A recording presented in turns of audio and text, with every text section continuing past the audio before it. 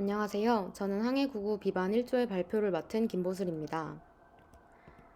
저희 프로젝트 빌리는 팔기에는 아깝고 자리만 차지하는 물건이 집에 있을 때, 혹은 구매하기에는 아깝고 잠깐 필요한 물건이 있을 때 등 다양한 상황에서 개인 간의 대여 서비스를 제공해주는 프로젝트입니다. 먼저 시연 영상 보시면서 주요 기능에 대해 설명드리겠습니다. 먼저 메인 화면에서는 게시글 전체가 최신 등록글 순으로 보여지게 되어 있고요. 커서 기반 무한 스크롤을 구현하여 필요한 게시글들만 불러오도록 하였습니다. 그리고 게시글 작성 페이지로 이동하여 내가 대여해주고픈 물건의 사진을 등록하고 상품명을 포함한 제목, 보증금과 대여 금액, 상세 내용 등을 입력한 후 아래의 달력상에서 대여 불가능한 날짜를 찍어주고 지도상에서는 주된 거래 장소를 검색하여 등록해줍니다.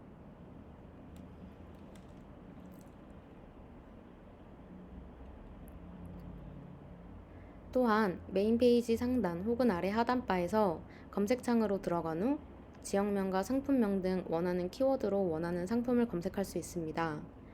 그리고 검색한 상품으로 들어가 예약을 해보겠습니다. 만약 예약에 관련된 문의를 하고 싶다면 게시글 상세 페이지에서 채팅하기 버튼을 눌러 게시글 작성자에게 문의할 수 있습니다.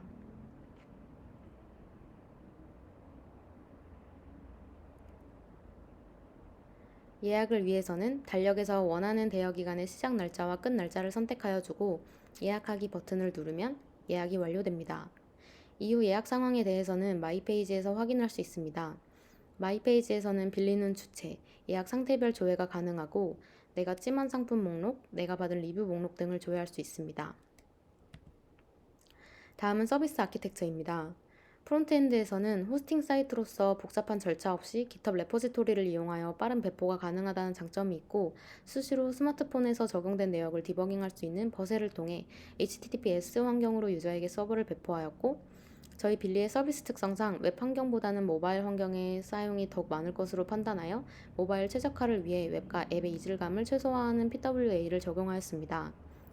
리액트 상태를 전역으로 관리하기 위해 리덕스 툴킷을 사용하였으며 페이지 간의 이동을 원활하게 해주기 위해 리액트 라우터를 사용하였습니다.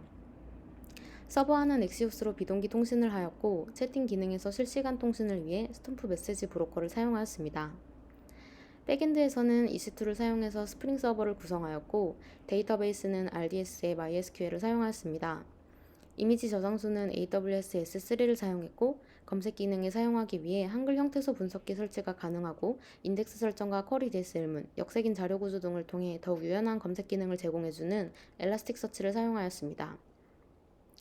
유저의 측면에서 서버가 중단되어 서비스를 이용하지 못하는 상황을 막고자 GitHub 액션으로 빌드를 진행하고 빌드한 파일을 S3에 업로드한 후 코드 디플로이에서 사전에 작성된 스크립트를 기반으로 자동 배포를 할 수 있도록 구현하였습니다. 또한 프론트엔드에서 버셀을 통해 배포를 하기 위해서는 HTTPS 환경으로 서버를 배포해야 했기 때문에 AWS 루트 53을 통해 로드 밸런싱을 구축하였습니다. 다음은 트러블슈팅에 대해 말씀드리겠습니다. 먼저 백엔드에서 첫 번째 트러블슈팅은 이전의 JPA의 라이크절이나 컨테인절을 사용한 검색 기능에서 강남 띄고 자전거, 속초 띄고 헤어드라이기 이런 식으로 지역과 제목 순으로 띄어쓰기를 포함해서만 검색이 가능하다는 한계가 있었습니다. 그래서 유연한 검색 기능을 구현하고자 하이버네이트 서치, 엘라스틱 서치 등의 방안을 고려하게 되었고 결과적으로 한글 검색 위주인 저희 프로젝트에 놀이라는 한글 형태소 분석기의 설치가 쉽고 데이터의 시각화 기능을 제공해주는 키바나를 통해 인덱스 생성 시 글자를 쪼개어 검색할 수 있도록 해주는 엘라스틱 서치를 도입하게 되었습니다. 이후 JMeter를 통해 기존의 JPA 검색 기능과 수정된 엘라스틱 서치의 검색 기능에 대해 1000명의 유저가 동시에 사용한다는 기준으로 부하 테스트를 진행해 본 결과 엘라스틱 서치를 통한 검색 기능의 속도가 이전보다 약 17.4%가량 감소된 것을 확인할 수 있었습니다. 두 번째로는 대여의 주체, 예약 상태별 조회 기능 구현이 필요한 상황에서 대여의 주체별로 각 예약 상태 5가지에 따라 총 10개의 API를 만드는 방법과 대여의 주체와 예약 상태를 모두 프론트단에서 매개 변수로 받아 총 2개의 API로 작성하는 방법을 고민하였습니다. 결과적으로 중복된 코드를 최대한 줄여서 작성할 수 있는 두 번째 방법으로 결정하게 되어 불필요한 코드를 줄일 수 있었습니다. 다음은 프론트엔드에서의 첫 번째 트러블슈팅입니다. 문제 상황으로는 메인 페이지 및 게시글 상세 조회 시 업로드 이미지 크기별로 다른 렌더링 속도가 나타나고 이미지 렌더링 문제로 인해 라이트하우스 성능 점수도 37점으로 낮은 점수가 나오는 점이었습니다.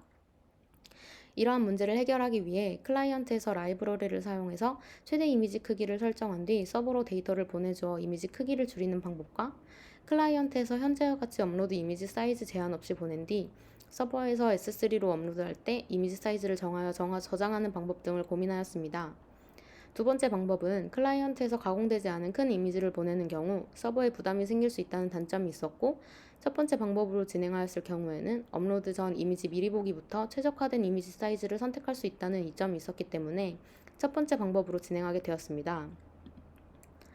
수정 이후 앞서 겪었던 메인 페이지, 게시글 상세 페이지 등에서의 문제가 개선됨을 알 수 있었고, 라이트하우스 점수 또한 37점에서 68점으로 약 2배에 가깝게 향상된 것을 볼 수 있었습니다. 두 번째로는 저희가 사용하는 달력 라이브러리에서 클릭 불가능한 날짜 설정은 있었지만 대여 날짜를 범위로 지정하였을 때 설정 불가능한 날짜가 범위 사이에 들어가더라도 클릭이 되지 않는 함수는 없어서 예약이 중복되는 것을 막을 수 없는 현상이 발생하였습니다. 해결 방안으로는 상세 페이지에서 예약 스타트 데이트, 엔드 데이트 값을 서버에 엑시오스 요청을 하면 서버에서 로직을 발생시켜 응답 값을 리턴받아 클라이언트에 뿌려주는 방법과 스타트 데이트와 엔드 데이트를 범위로 설정할 때 소트를 적용하여 앞쪽에 위치한 날짜가 무조건 스타트 데이트로 가게끔 설정한 후 블락 데이트 및 레저베이션 데이트가 그 사이에 존재하면 알럿창으로 메시지를 날린 후 엔드 데이트를 날려버리는 로직을 작성하는 방법이 있었습니다. 이후 유저가 예약 일자를 설정하는 과정에서 에러를 출력해 줄 수 있고 불필요한 엑시오스 에러가 나는 것을 방지하기 위해 두 번째 방법으로 하는 것이 좋다고 판단하였고, 아래와 같은 유즈 이펙트 로직을 작성하여 처리할 수 있었습니다. 다음은 사용자 테스트를 진행하며 받은 피드백과 개선 사항에 대해 말씀드리겠습니다.